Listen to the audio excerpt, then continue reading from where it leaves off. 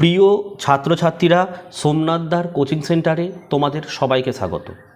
আজকের ভিডিওতে থাকছে দেখো ক্লাস 10 সাবজেক্ট দেখো physical science, full marks 40, time হচ্ছে 1 ঘন্টা 20 মিনিট। ঠিক আছে, দেখো বেহালা পর্ণশ্রী বিদ্যা মন্দিরের প্রশ্নপত্র, আমি উত্তর সহ আলোচনা, দেখো শুধু উত্তর না, আমি পুরো ব্যাখ্যা সহ তোমাদেরকে বুঝিয়ে দেবো এই উত্তরটি কেন হলো। তোমরা প্রত্যেকে ভিডিওটি প্রথম থেকে শেষ অবধি দেখো, আমি আশা করি তোমরা প্রত্যেকে কিন্তু উপকৃত হবে। ঠিক আছে, আর এখান থেকে কিন্তু অনেক প্রশ্ন তোমরা কিন্তু কমন পাবে। ঠিক আছে, আর আমাদের ব্যাখ্যা তোমাদের কেমন লাগছে কমেন্ট করে অবশ্যই জানাবে।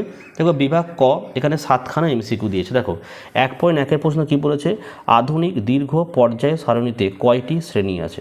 উত্তর কি? অপশান বি 18টি। দেখো আধুনিক দীর্ঘ পর্যায় সারণীতে 7টি পর্যায় এবং 18টি কিন্তু শ্রেণী থাকে। ঠিক আছে, তাই উত্তর 18টি হলো। 1.2-এর প্রশ্ন, ভূপৃষ্ঠ থেকে বায়ুমণ্ডলের উচ্চতা প্রায়, দেখো অপশান সি 1600 কিলোমিটার। দেখো বায়ুমণ্ডলের কোনো নির্দিষ্ট সীমারেখা না থাকলেও ভূপৃষ্ঠ থেকে প্রায় 1600 কিমি উচ্চতা পর্যন্ত বায়ুমণ্ডল কিন্তু বিস্তৃত বলে এখানে ধরা হয় কিন্তু। ঠিক আছে, 1.3-এর প্রশ্ন, চার্লসের সূত্রের ভি বনাম টি লেখচিত্র তাপমাত্রা অক্ষকে কোন তাপমাত্রায় ছেদ করে? উত্তর লিখবে অপশান ডি -273। কেন? দেখো তাপমাত্রায় গ্যাসের আয়তন তাত্ত্বিকভাবে কিন্তু শূন্য হয়ে যায়, তাই লেখচিত্রটি তাপমাত্রা অক্ষকে এই বিন্দুতে ছেদ করে। বোঝাতে পারলাম? 1.4 প্রশ্ন দেখে নাও কী আছে, 12 গ্রাম কার্বনের দহনে যে পরিমাণ CO2 উৎপন্ন হয় STPতে তার আয়তন হবে কত? উত্তর দেখো 22.4 লিটার। অঙ্কটা একটু মুখে মুখে বলি। দেখো এখানে তোমার বিক্রিয়াটা হচ্ছে C+CO2, তাই তো, অ্যারো চিহ্ন দিয়ে লিখবে CO2। এখানে 12 গ্রাম কার্বন দহনে 1 মোল বা 22.4 লিটার CO2 উৎপন্ন হয়। আচ্ছা 1.5-এর প্রশ্ন, নিচের কোন যৌগটির সম্পূর্ণ অণু হিসাবে পৃথক অস্তিত্ব নেই? অপশান ডি লিখবে এখানে NaCl। NaCl মানে কি? সোডিয়াম ক্লোরাইড, একটি তড়িৎযোজী বা আয়নীয় যৌগ যা কঠিন অবস্থায় সুসংবদ্ধ ক্লাস গঠন করে থাকে। এদের পৃথক অণুর অস্তিত্ব থাকে না। ঠিক আছে, ব্যাখ্যাগুলো কিন্তু বলে দিচ্ছি আমি। আচ্ছা 1.6, নিচের কোন গ্যাসটি গ্রিন হাউস গ্যাস? উত্তর কিন্তু এখানে অপশান সি হবে, কিন্তু ডি নয়, কিন্তু অপশান সি হবে কি? জলীয় বাষ্প। কেন বলো তো? দেখো অক্সিজেন, হাইড্রোজেন আর নাইট্রোজেন গ্রিন হাউস গ্যাস নয়, কিন্তু জলীয় বাষ্প তাপ শোষণ করে গ্রিন হাউস প্রভাব সৃষ্টি করে, তাই উত্তর হবে কিন্তু জলীয় বাষ্প। 1.7-এর প্রশ্ন, ওজোন স্তরের গাঢ়ত্ব কোন এককে প্রকাশ করা হয়? DU অর্থাৎ ডপসন ইউনিট। ঠিক আছে, চলো বিভাগ ক্ষয় চলে আসো। বলছে দেখো STPতে 16 গ্রাম অক্সিজেনের আয়তন কত হবে? উত্তর হচ্ছে 11.2 লিটার।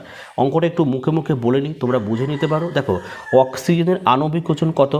32 গ্রাম। ঠিক আছে, তাহলে STPতে 32 গ্রাম O2 অক্সিজেনের আয়তন 22.4 লিটার। তাহলে 16 গ্রাম অক্সিজেনের আয়তন কত হবে? 22.4/2 ভাগ করলে 11.2 লিটার। ঠিক আছে, এখানে অথবার প্রশ্ন, 12 গ্রাম কার্বনের ওজনের উৎপন্ন CO2-র পরিমাণ লেখো। উত্তর হবে কিন্তু 88 গ্রাম। আচ্ছা নেক্সট 2.2, নিচে বিবৃতিটি সত্য না মিথ্যা লেখো। দেখো গ্যাসীয় পদার্থের ক্ষেত্রে প্রমাণ ঘনত্ব সমান বাষ্প ঘনত্ব, এটা কিন্তু উত্তরটি হবে মিথ্যা হবে। ঠিক আছে, 2.3, বায়ুমণ্ডলের কোন স্তরে বেতার তরঙ্গ প্রতিফলিত হয়? তোমরা আয়নোস্ফিয়ার লিখতে পারো অথবা থার্মোস্ফিয়ারও লিখতে পারো। 2.4-এর প্রশ্ন, H2O যৌগটি তড়িৎযোজী না সমযোজী? উত্তর লিখবে সমযোজী।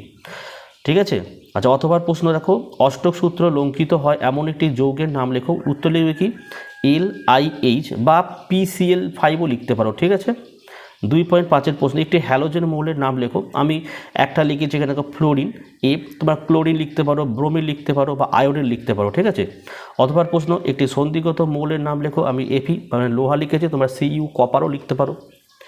চলো নেক্সট 2.6, দেখো একটি মৃদু তড়িৎ বিশ্লেষ্য পদার্থের নাম লেখো। অ্যাসিডিক অ্যাসিড, এর সংকেত কী বলতো? CH3COOH, অথবা তোমার অ্যামোনিয়াম হাইড্রোক্সাইডও লিখতে পারো। কি সংকেত কি? NH4OH।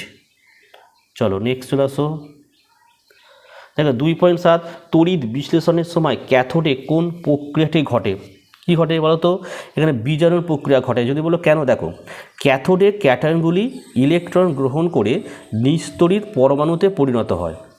ইলেকট্রন গ্রহণ মানেই এখানে কিন্তু বিজারণ। ওকে, 2.8 প্রশ্ন, চার্লসের সূত্রের ধ্রুবকগুলি কী কী তোমরা জানো, এখানে গ্যাসের ভর এবং গ্যাসের চাপ। আচ্ছা নেক্সট, পরম শূন্য স্কেলে জলের স্ফুটনাঙ্কের মান কত?